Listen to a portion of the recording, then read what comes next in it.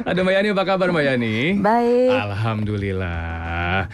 Nah di sore hari ini You Lovers, setiap hari Rabu kita lagi bekerja sama dengan Love Pink. Jadi karena bulan Oktober ini it's a Breast Cancer Awareness Month, jadi pitanya adalah pita Pink. Di Cruisin' With You kita akan ngobrol bersama The Warriors or with the Survivors. Jadi mama hebat yang akan sharing kisahnya pada saat harus melewati sebuah tantangan yaitu namanya kanker payudara. Jadi kita akan ngobrol-ngobrol sekarang ini bersama dengan Mbak Yani. Ini juga adalah merupakan, saya bilangnya apa ya, anggota atau apa dari Love Pink berarti hitungannya? Iya, anggota member ya. Dari Love Pink. Terima kasih sebelumnya udah hadir Mbak Yani. Ya, sama-sama. Terima kasih atas kesempatan ini. Ini betul-betul luar biasa karena Mbak Yani ini bersedia You Lovers untuk sharing kisah perjuangannya, yang mudah-mudahan bisa menjadi sebuah kisah inspiratif untuk kita ataupun juga baik yang mengalami secara langsung atau tidak langsung. Dalam arti kalau tidak langsung itu anggota keluarga, teman, sahabat, dan mudah-mudahan kita bisa tahu bagaimana caranya untuk menanggapi dan mengatasi tantangan ini. Mbak Yani, kalau aku boleh bertanya langsung, kapan dan gimana bisa mendapatkan kabar bahwa ya, positif untuk kanker payudara waktu itu?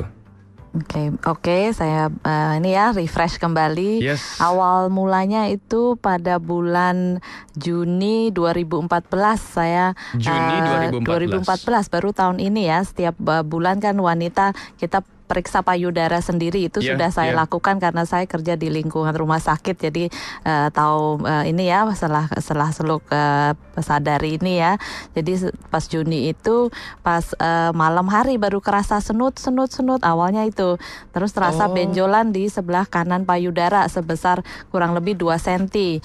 Nah setelah waktu itu sedang menstruasi dan selesai menstruasi saya tunggu kempis, tapi saya tunggu terus saya langsung follow up, check up ke dokter ginekolog dulu, obgyn untuk pap smear dan periksa payudara. Ternyata dirujuk refer ke USG Mamay. Nah dari USG Mamay sama dokter radiologi ternyata ditemukan ada benjolan tumor sebesar 2,8 cm dan diameternya volumenya hampir sama ya, panjang lebarnya diameternya kira-kira segitu.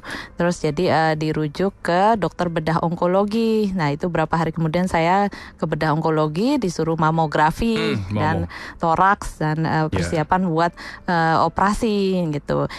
Sebagai pasien yang pertanyaan saya yang paling utama ini tumor jinak atau ganas. Betul, saya baru mau nanya, ini betul-betul termasuk golongan apa nih waktu itu tumornya ketahuan? Betul sekali. Akhirnya dokter juga jawabannya kita harus biopsi dulu, baru di patologi anatomis, berarti dipotong slice kan, lihat mikroskopik, baru ketahuan, bisa reconfirm dari dokter PA-nya ya, patologi anatomis, bisa ketahuan itu jinak atau ganas. Benign atau udah mulai apa gitu sebetulnya kan? Nah karena harus operasi, tentunya sebagai pasien kita second opinion dong ke dokter.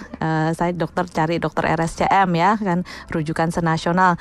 Jawabannya pun sama juga, harus dibiopsi baru kita bisa patologi anatomis, baru ketahuan, bisa dokter bisa reconfirm 100% dia benign or ini ya malignant gitu. Malignant. Nah akhirnya saya putuskan untuk 2 minggu kemudian saya operasi. Setelah preparation operasi udah siap, terus tanggal 5 Juli akhirnya saya operasi. Nah itu ternyata ditemukan ternyata ductus carcinoma, artinya kanker ganas di saluran susu sebelah kanan. Jadi dalam keadaan saya terbius, 1 jam kemudian di PA nunggu hasilnya, ternyata kanker. Suami saya yang harus tanda tangan informed consent untuk mastektomi radikal gitu namanya, modified radical mastektomi, diangkat seluruhnya sebelah kanan. Nah dari situ itu saya belum tahu tuh kalau kanker karena saya nggak sadar kan. Jadi suami juga kaget juga, seluruh keluarga saya juga nggak nyangka gitu, karena kita sebelum operasi kita hanya positive thinking, jinak kok gitu. Jadi akhirnya ketahuan cancer, langsung diangkat. Saya operasi, lanjut operasi kan, langsung diangkat 3 jam 4 jam baru saya sadar. Nah saya baru tahu ternyata cancer gitu. Jadi itu dalam batin saya udah seperti kayak kesambar geledek gitu.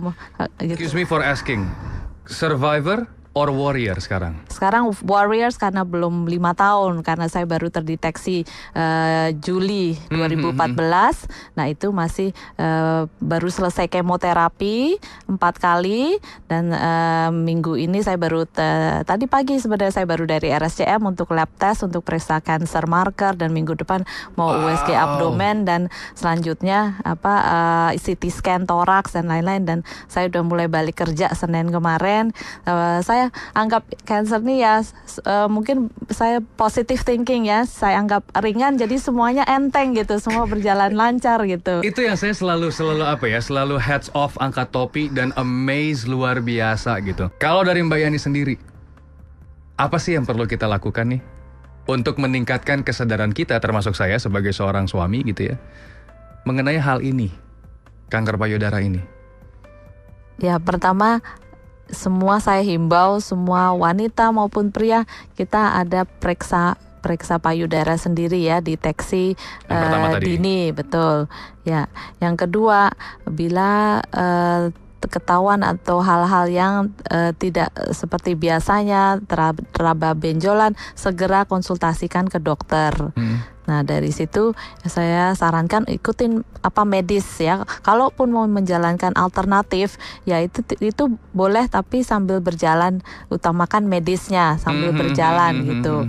Misalnya ada orang pintar atau minum herbal daun sirsa sambil berjalan, tapi karena medis itu kan sudah teruji klinis, evidence based medicine kan, dan semakin zaman sekarang semakin canggih teknologi pengobatan dan tata laksana medis semakin baik dan semakin canggih. Jadi saya tidak meragukan medis, dan udah ada evidence based medicine. Jadi itu yang harus kita pegang utama sambil menjalankan alternatif. Dan boleh juga menambah dengan second opinion kali ya. Benar. Second opinion itu hak pasien ya. Kita kalau menemukan sesuatu penyakit, apalagi kalau mau operasi sebagai pasien, itu hak pasien untuk second opinion. Kalau operasi benar nggak perlu operasi gitu, jangan sampai ternyata kita nyesel nggak melakukan second opinion gitu.